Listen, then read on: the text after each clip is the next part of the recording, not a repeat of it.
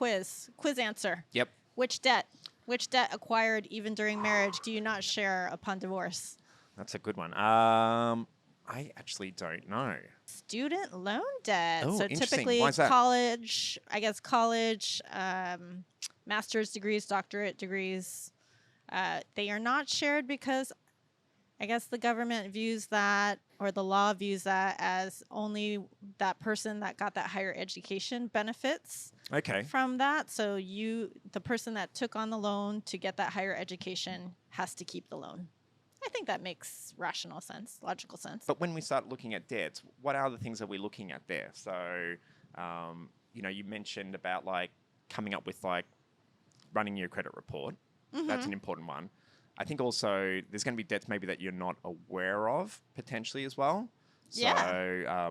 I also believe that you can also then be looking towards your tax returns there. Certain line items there could give you uncover clues. your tax return that actually can show a potential asset that you're not aware of, but also Yes. potential liabilities as Yes. well, correct? So let's say, I guess if you have a house and you're living in the house, you'd probably know about that mortgage, but maybe you didn't know about a rental property or a commercial property, and that loan could possibly show up on the tax return. In terms of things that you can do while you're divorcing and once you're divorced, you could go through each of those debts that you found on your credit report and quickly remove your spouse as an authorized user on any of your debts. Mhm. So let's say you added your spouse to your favorite Amex card. I feel like Amex should pay me. I keep dropping You are their plugging name. them. You have got a lot of points They on are them, I not will our admit. sponsor. Let's just say that officially. But if they wanted to be, they could get in touch with me. Anyway,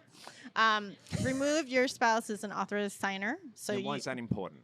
because they can continue racking up, debts. They can keep spending on your credit card until you take them off. Yeah, but why? I guess that's important to be able to do that, because if it's a joint credit card, even if you remove that person from it, it's still counted as a marital asset, though, like a marital debt. Yes. But at least if you know you're keeping this credit card, you're not allowing them to add any more to it. And actually, I'm talking about an individual credit card, actually, for this specific example.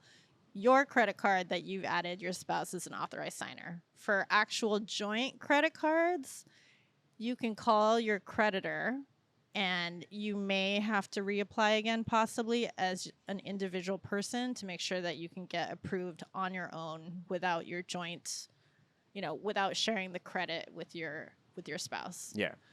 The reason why it's important to kind of remove that other person from a loan, whether it be a mortgage or an auto loan, is you're still liable if someone's not going to make that payment, correct?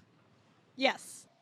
I think regardless of the type of debt you have, so I think right now what we're talking about is credit card or retail debt, right? Store credit, things like that.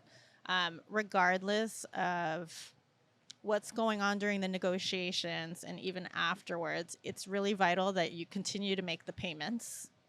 Okay, so even if you two have to figure out while you're divorcing who's going to make what payment, it needs to happen, even if it's a minimum payment, because you don't want your credit ruined in the process. You don't just make it go away. Yeah. So I know that, there's people who might want to keep a joint credit card if they've got children involved to share like joint expenses, though, for the child. Yeah, that could be part of the negotiation. I have a joint credit card with my ex-husband, and we put, the gymnastics lessons on that and the tutoring and whatever, and then at the end of every month we settle up.